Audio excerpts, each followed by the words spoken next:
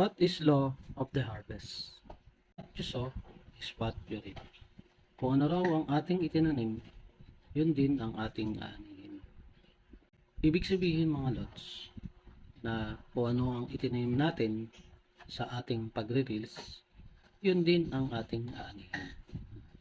Kapag tayo ay nagko-comment, nag-share, nagla-like, nagpo-post ng mga quality and engaging content, ito ay aanihin natin pagdating ng panahon.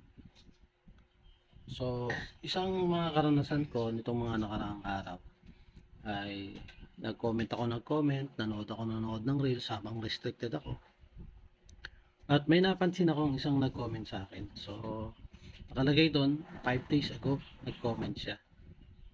No? So, ibig sabihin guys, sa larangan ng pagre-reels, meron at merong magko-comment o magre-reply doon sa mga kinomentan mo dati.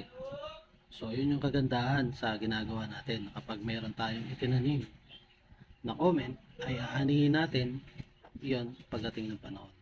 Tayo naman ang kanilang re-replyan. Tayo naman ang kanilang panonoorin sa kanilang mga bahay. O sa ating mga bahay.